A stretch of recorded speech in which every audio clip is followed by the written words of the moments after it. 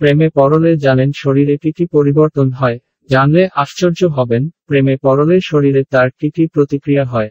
হৃদস্পন্দন বেড়ে যায়, হাত থামতে থাকে, পেটের ভেতর কেমন শিরশির করে। এসব তো সিনেমার পর্দা মারফত সকলেরই প্রায় জানা হয়ে গিয়েছে।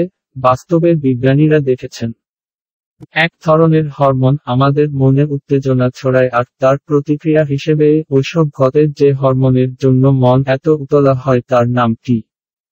আদতে প্রেমে পড়লে দেহ মনের যেসব প্রতিক্রিয়া হয় তার জন্য দায়ী টেস্টোস্টেরন নামের এক হরমোন। কোনেও মানুষ বিপরীত লিঙ্গের কারো প্রতি আকৃষ্ট হলে টেস্টোস্টেরন বাড়তে শুরু করে। প্রেমের ওই প্রাথমিক ধাপেই দেখা দেয় হৃদস্পন্দন বেড়ে যাওয়া, হাত কাঁপার মতো উপসর্গগুলো দেখা গেছে। প্রেমে পড়া মানুষের দেহে অন্য সব মানুষের তুলনায় টেস্টোস্টেরন অনেক বেশি থাকে। প্রেমের সর্বোচ্চ পর্যায়ে কাজে নেমে পড়ে ডোপামিন, এই হরমোনের অন্য নাম সুখের হরমোন।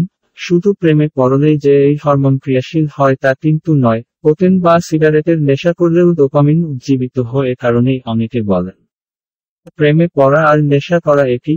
সেরোটোনিন নামে এক ধরনের হরমোন আছে যা আমাদের মনের আনন্দ আর আবেগকে স্থির রাখে। প্রেমে পড়লে সেরোটোনিন কমে যায়, ফলে প্রেমিক প্রেমিকার আবেগ সম্বরণ কষ্টসাধ্য হয়ে পড়ে। তারা তখন ভালোবাসার মানুষটিকে ছাড়া আর কিছু ভাবতেই পারে না। তবে প্রেমের যে পর্যায়ে বুক ধড়ফড় করে, হাত থামায়, তখন অ্যাড্রেনালিন নামের একটা হরমোনও খুব বেড়ে যায়। এই হরমোনের মাত্রা বেড়ে গেলে ক্ষুধা কমে যায়। কম খাওয়া দাওয়া করার ফলে শরীর দ্রুত ভেঙে পড়তে থাকে। প্রেমে পড়ার ৩-৪ মাস পর সাধারণত সম্পর্কে একটা স্থিতি আসে, তখন শুরু হয় আরেক হরমোন অক্সিটোসিনের কাজ। এই হরমোন দেহে বিশেষ বিশেষ মুহূর্তে, যেমন মা যখন বাচ্চাকে বুকের দুধ খাওয়ান, তখন তৈরি হয় এই হরমোনের কারণে দুজনের সম্পর্কটা আরও ঘনিষ্ঠ হয়। প্রেমিক প্রেমিকা যখন চুম্বন করেন, একটা স্থিতি আসে, তখন শুরু হয় আরেক হরমোন অক্সিটোসিনের কাজ। এই হরমোন দেহে বিশেষ বিশেষ মুহূর্তে,